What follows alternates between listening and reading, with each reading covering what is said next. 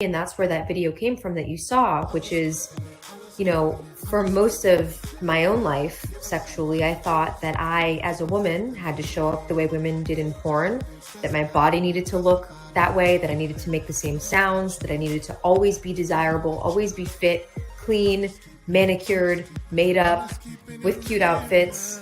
And it seems trivial and ridiculous, but there are these narratives that we as well carry as women in thinking that we always have to be desirable to the male gaze, and that there's no other way for us to be and still be worthy or worth something.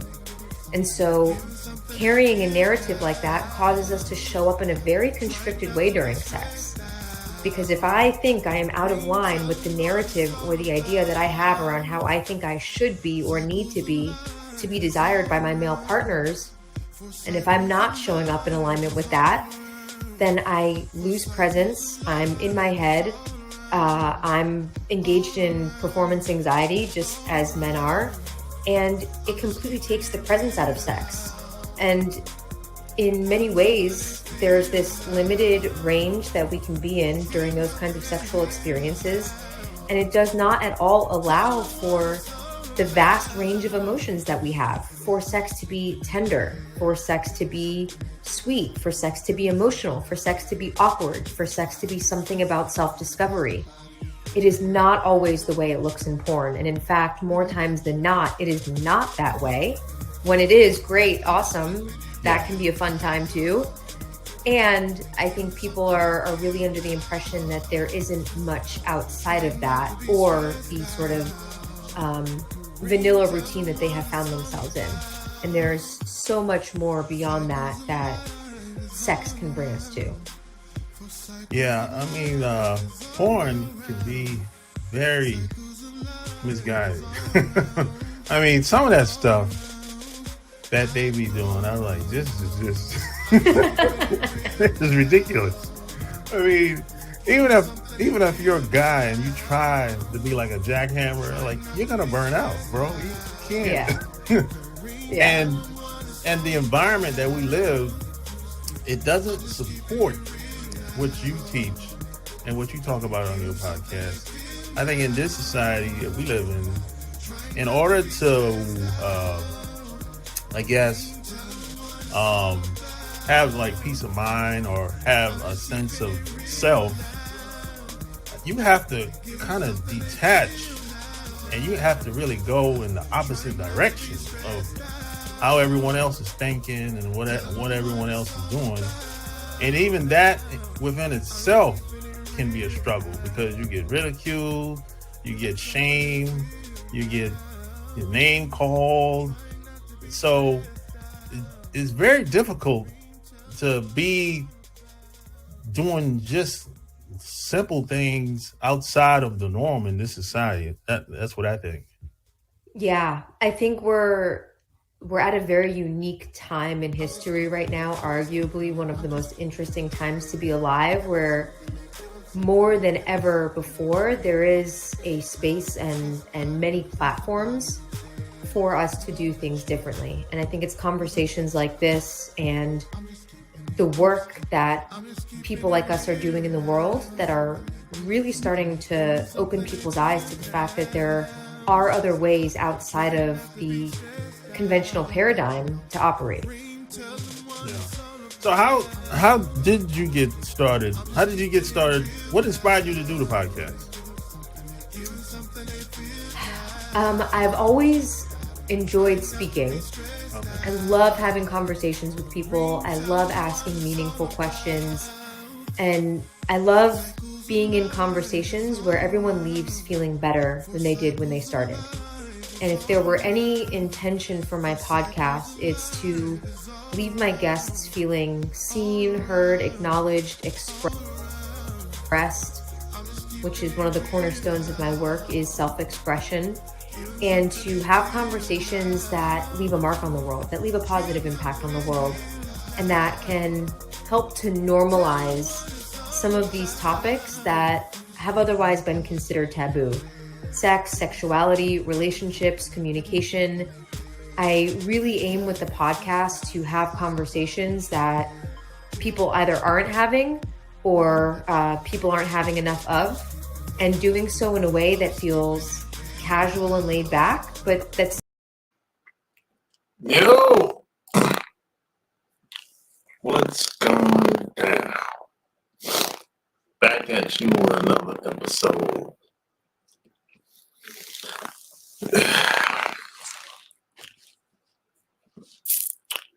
Yeah, I'm back, man, with another one.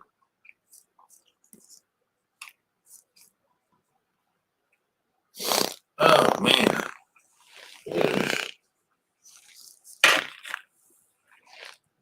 Let's see.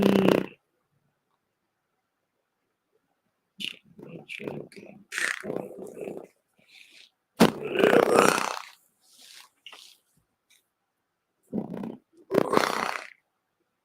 Yeah, smash the like button and share the video. I don't expect many people to come on because it's kind of late. And, people gotta work in the morning. So I get it. But I'm on my own time. So I don't gotta get up in the morning. But people will see the playback. So it's all good. So I can say what I want to say regardless. You know. But the reason why I wanted to do this video because a lot of dudes be talking about the doggy dog out here and they're having a hard time meeting women because of we're still in the pandemic, believe it or not. It might not seem like it, but we're still in the pandemic. I mean, it's not like it's starting to be much more relaxed compared to, let's say, a year ago, maybe over a year ago. A lot of places were shut down. But to my knowledge, there's no place that I know of in America that's shut down. No towns, no cities that I know of. Now, they might not be at full capacity, but for the most part, the businesses are open. Now you might have to wear masks or whatever, or you might have a card. Maybe you might need a card or whatever. And depending on where you live, state, city, county, borough, etc. But for the most part, everything is open. Might not be wide open, but it's open for business. Full capacity, yeah, it just depends. The clubs is open. You can go to the clubs now. You can go to bars now. Bars are open. If you need some entertainment, you can do that now. The women are back. The women are in the clubs. Women are back out. I don't go to the clubs anymore. But I'm not a clubber. I don't like go out every weekend, twice a month now.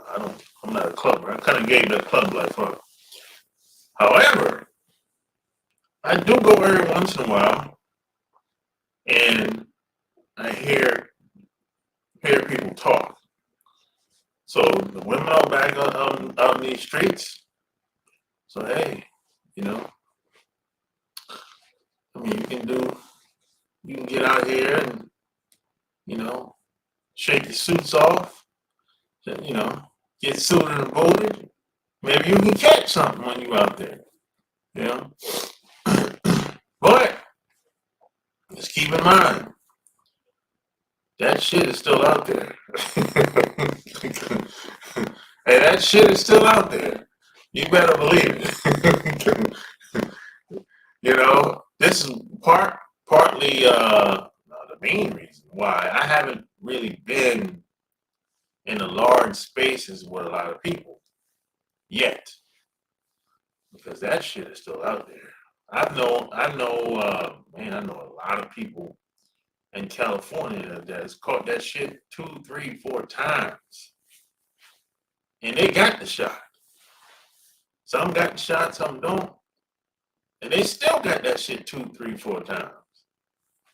So, and then you got some people walking around. They don't really. I don't know how this shit works with some people. They don't know that they got it. I'm like, what? This is kind of, you know, to me, this is kind of, you gotta be a fucking moron. How do you not know if something in your body that's not supposed to be there? I don't know. I'm not gonna try to figure that out. But I can kind of believe that because, you know, a lot of people in America, you know, they're not in tune with their bodies. They're not even in tune with the next person's body. You know, forget being, you know, they're not even in tune with their body. So you know, when it comes to a woman's body, forget about it. You know, it's some special people out here like that. They're kind of clueless like that.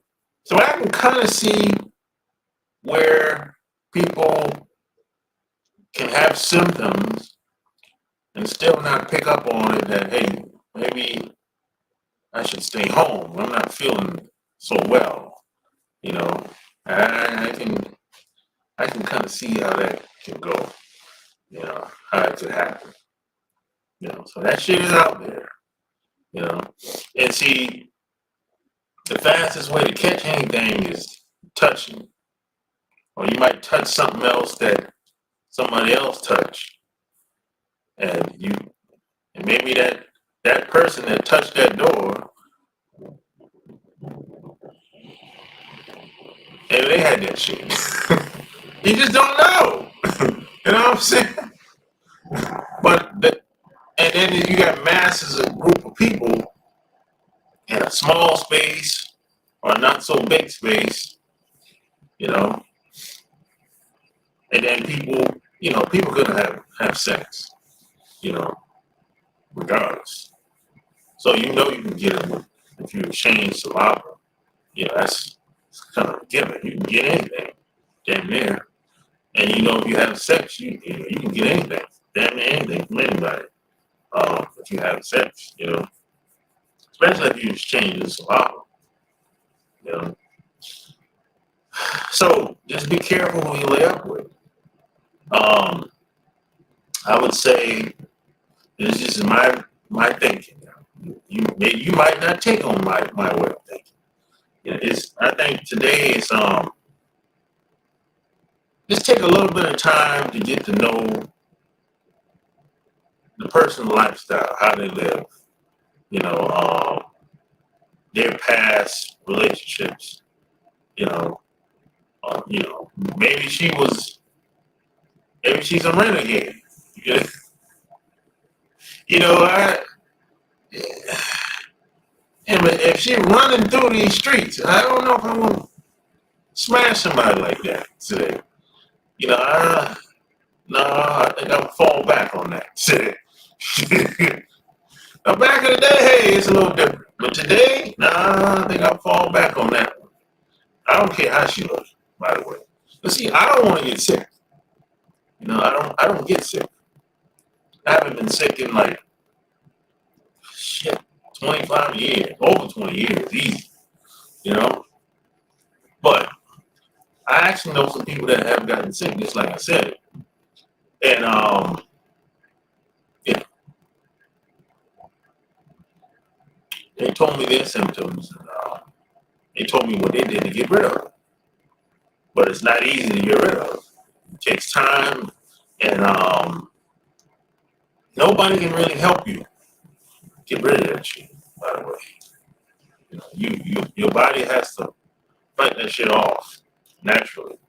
Now you can do some things to help boost your system, make your system stronger, of course. But there's no pill, not to my knowledge anyway. No pill or no Theraflu or anything. Nothing in Walmart is gonna help you get rid of that shit. That's the point I'm trying to make. You know. Now there's I grew up. My parents grew up on remedies and all kind of shit or whatever. And plus, I have supplements. NAC. This shit is pretty good. Yeah. And I got some shit I got from Mexico. It's like a herb. Yeah. That shit is pretty good. You know, I make that shit. Well, I know how to make it now from scratch. It's with a little bit of what's the alcohol? The liquor? A little bit of alcohol. You know, tequila. Yeah, a little bit of tequila and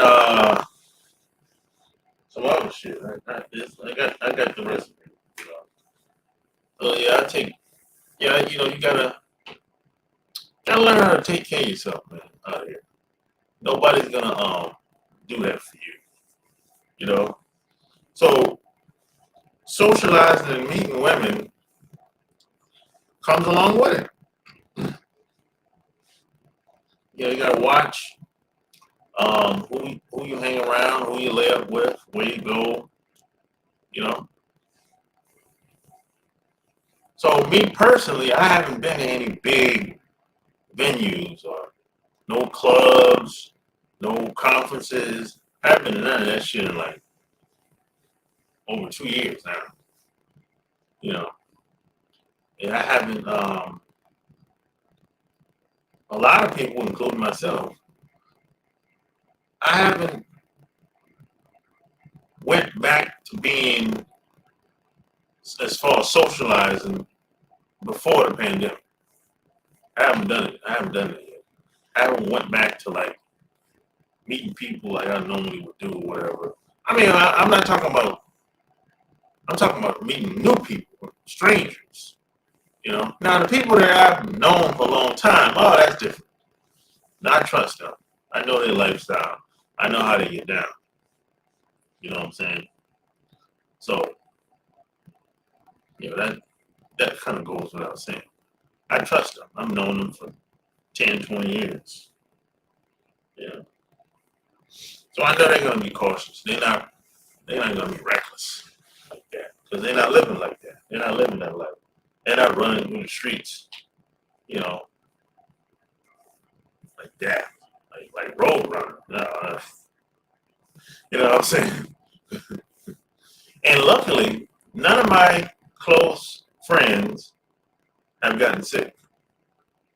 Not one of them. Not one of my close friends have gotten sick. Because I know how they get down. I know how they live, you know. Now, there's some people, they're going to do what they're going to do regardless. They don't care. And that's okay.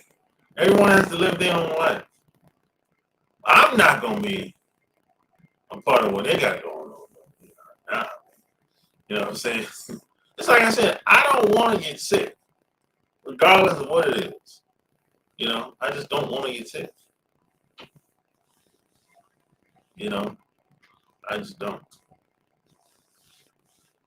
You know, I do not want to get sick, not at all. But see, I know people that know people, you know, that tell me things that you don't hear in public. And I can't talk about that here. But there's a lot going on out here that you don't know about. And you're probably never going to know about it. unless you know somebody that's inside, like I do, you know. But you got to keep in mind, nothing is what it seems, as usual, you know. I mean, this goes for not only dating, socially, just like every area of activity. It never is what it seems to be, especially living in North America, you know. But, it's doggy dog out here. If you don't know and you don't fellowship with anybody that do know,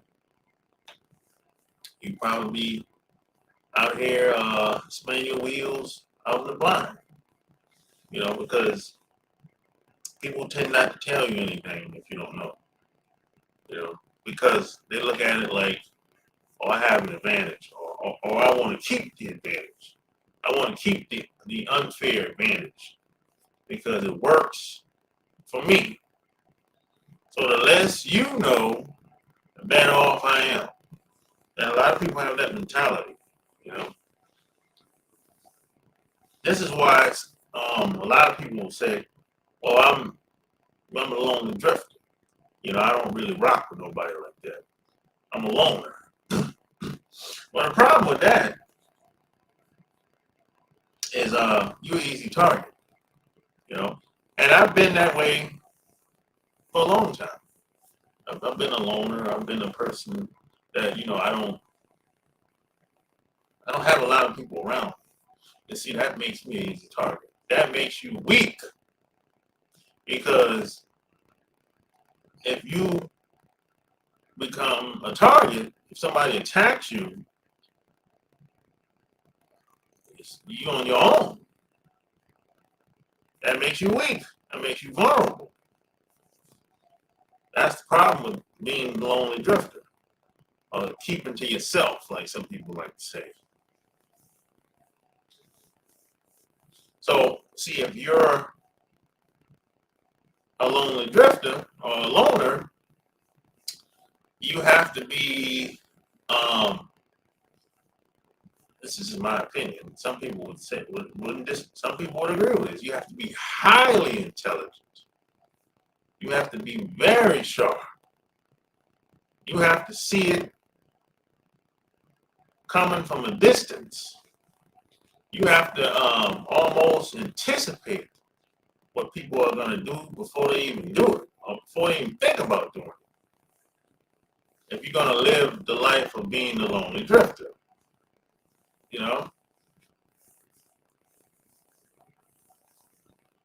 I had a wise man once told me, man, if you want to move fast, go by yourself. But if you want it to last for a long time, go with a team.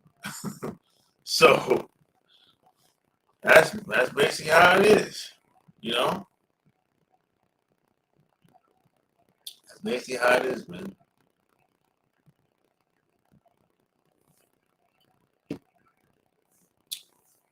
Everyone has choices to make, how they want to live their life, how they want to socialize and meet people. You know what I'm saying? What up, man? Said, Wes is teaching women feminism and they want to be alone. Well, I think a lot of women are being duped and being, my voice is breaking up. Really? Damn, I don't know why it's doing. I don't know why it's doing that. Damn.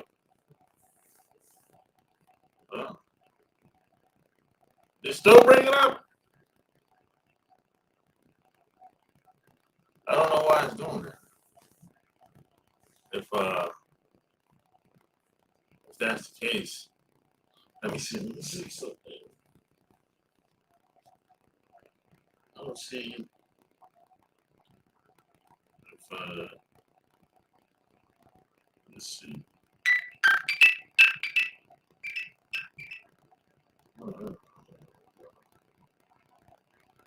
Let's see if let's see. Is it breaking up? If, yeah, it is breaking up. Let's see. Breaking up. Yeah, I don't know why that is. I'm gonna yeah, I'm gonna get out of here. Yeah. Thanks for telling me. And I'm a very creative type of person. So doing something almost robotic where you do the same thing every single day, it was driving me nuts. Yeah, I don't like that. Yeah. And unfortunately, when you're unhappy in the work that you do, it eventually bleeds into your personal life, Oh, right? yeah. Like you can only hold on to that for so long. So in that quest, I remember, my husband and I got into an argument, and I was like, oh my gosh, this is exactly what our parents warned us about, that we were going to have hard time financially, and that, getting married young is not a good idea. All the fears that I had about doing this was just showing up in my face. And at that moment, I realized I have two choices. It's either I leave this marriage or I make it work. And I was not just someone that, would just give up on a person, especially a marriage. You're committed to Yeah. this marriage, right? And so we made it work, and we spoke about it, found out the root of why we were frustrated, we were angry, we were sad about the life that we were living. And we started talking about our vision, what we really hoped for when we got married, what our dreams were. We started to rekindle the dreams that we had as individuals, and now combining them as a married couple, and figuring out together, okay, how can we make that happen? Because our marriage doesn't have to be the end of our dreams, right? And so from then on, fast forward a year later from that conversation, we ended up leaving our warehouse job, and I started just diving deep into how to get out of debt. So we left that job with no debt, eventually got into more debt because I didn't have a job waiting for me when I quit that job. But hey, you're young, we didn't have Yeah. kids, and you're a little bit more bold and Yeah. crazy. So we took that leap, and my husband eventually got into insurance. He started earning commission. He was really good at it, excelled so quickly in his career in the insurance industry. And here I was, really trying to understand the root of our finances. And I researched, how in the world do I get out of debt?